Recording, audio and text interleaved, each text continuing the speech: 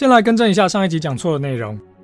异形4浴火重生中，虽然第一个被异形下手的是之前画面中的男性科学家没错，但他是被抓去异形女王的巢穴，并没有真正直接死掉。而按照电影出场画面，真正第一个死掉的可能是被卡在异形卵实验里的人，又或者后来要从太空舱逃生，但被成体异形入侵的士兵。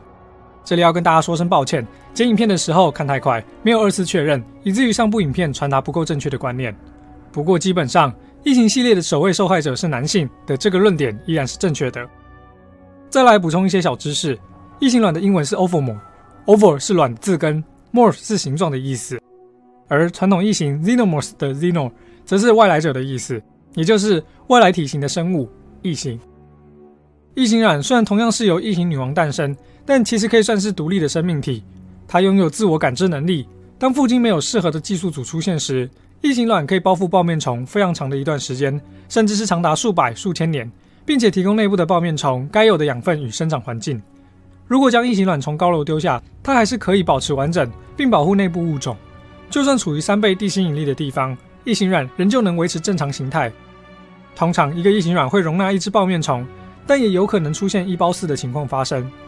异形之父 H.R. 吉格尔本来是依照女性的阴道设计出异形卵的，但在制作人的提醒与抱怨之下，为避免天主教国家无法播放电影，只能将原本的2片外阴增生成4倍，当然也不是说好的5倍。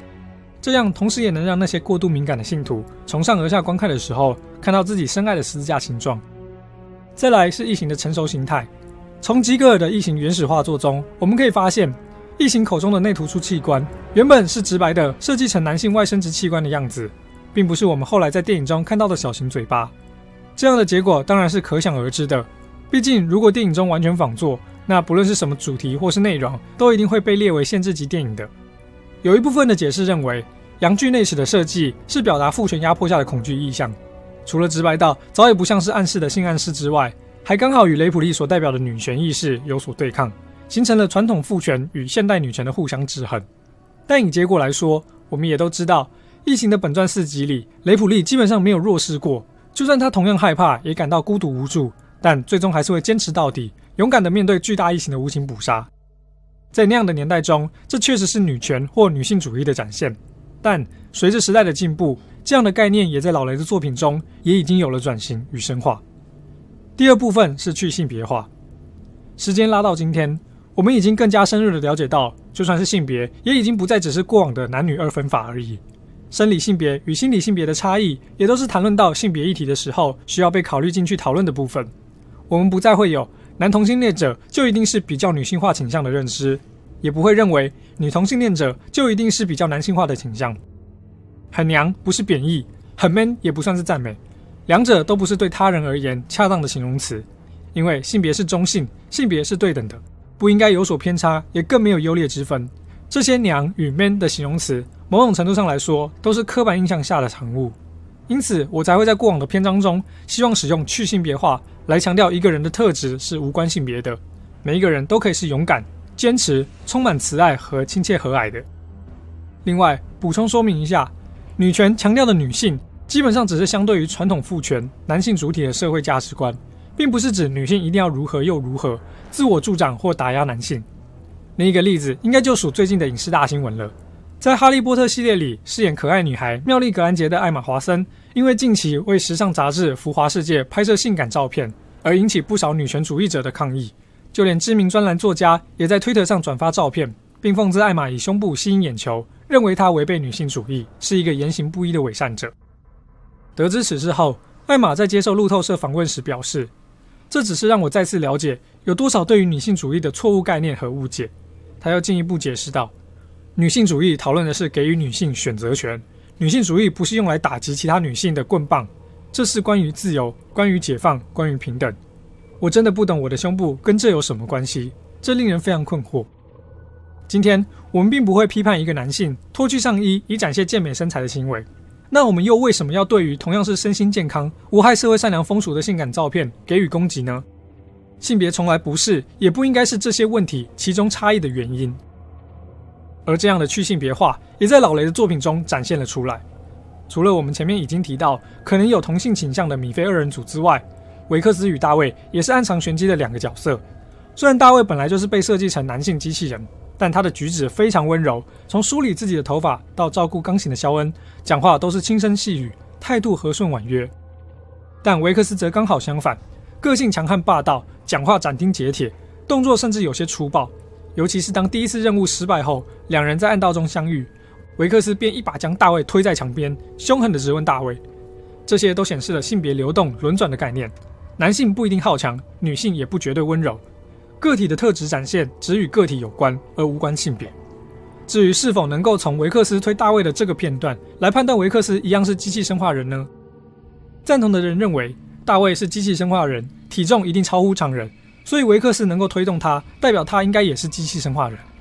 不赞同的人认为电影并没有特别强调机器生化人的体重就是比较重，像是片尾肖恩移动大卫的身体，也说明了一般女性应该也有办法做到同样的事情。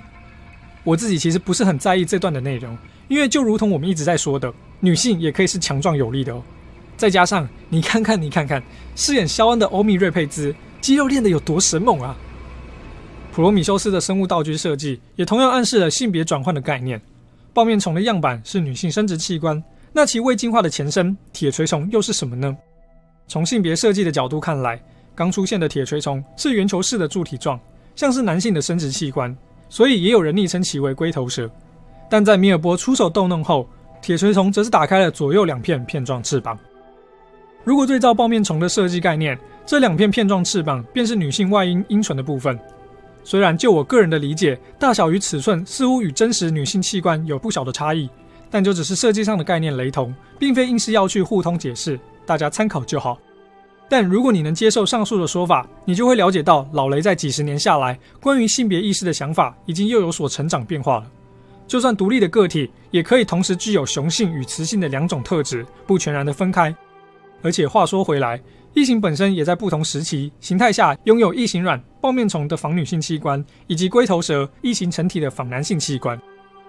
以上便是异形与普罗米修斯电影中的性别设计概念与暗示。如果大家还有兴趣的话，非常建议去参考吉格尔的更多作品，像是画面中这种乳房上有尖刺，反映了女性的温柔面，也可以是极具攻击性的武器，都是很有意思的设计，也包括不少前卫甚至猎奇的想法。另外，上述提到的所有内容都还是要强调一件事：个体无法代表群体，群体也无法代表个体。因此，不论性别，无关男女，也请大家下次在讨论沟通时，避免使用男生都怎样或女生都怎样，台男都是如何如何，台女都是哪样哪样。尊重、包容、友善才是你好我好大家都好的行为准则。终于，我们要开始讲关于工程师们你可能不知道的那些事了。在圣经创世纪第1章27节中说到，神就照自己的形象造人，乃是照着他的形象造男造女。希腊神话中的普罗米修斯造人也是依循相似的原则执行。而剧组在发想创造人类的工程师们的时候，又是怀着什么样的想法呢？根据相关资料，工程师们必须要给人有神一般存在的感觉，因此在工程师外形上，为了展现人类体态的极致之美，取材自许多古典健美身材的艺术作品，包括米开朗基罗的大卫像，又是大卫，达文西的维特鲁威人等，以高大壮硕的身材搭配饱满夸张的肌肉，以及高挺的鼻子、深邃的眼窝、白皙的皮肤等，都尽可能符合理想人类的完美样貌。但在个性与情绪的表达上，却必须让人感到害怕与震慑。这样的安排主要存在以下的因果关系：因为工程师们的生命可以说是永无止境的，在时间的淬炼之下，心境也应该已经达到古井不波、心如止水的地步，所以他们的喜怒不形于色。但又因为这样冰冷的面容，让平常习惯丰富表情的我们感到莫名的恐惧。就连剧组事后释出的纪录片中也有提到，当时拍下来的照片虽然非常性感，但同时也阴森恐怖，以及工程师第一次试镜的时候就吓到了周遭的人，看到一个超人类的存在实在让人感到不安，尤其是他那空洞又漆黑的双眼，由上而下的看着你，那不高兴的眼神就如同生气的父亲，就真的非常吓人。从上述的内容我们可以得知两件重要的事情：第一，剧组十分用心的在设计工程师有的完美样貌，或者说是神的形象；第二，工程师们的情绪表达与凡人不同，因此比较无法以此来推论他们可能的心境。有了以上的两点，尤其是第二点的认知后，我们可以开始解释普罗米修斯中关于生命缘起的意义。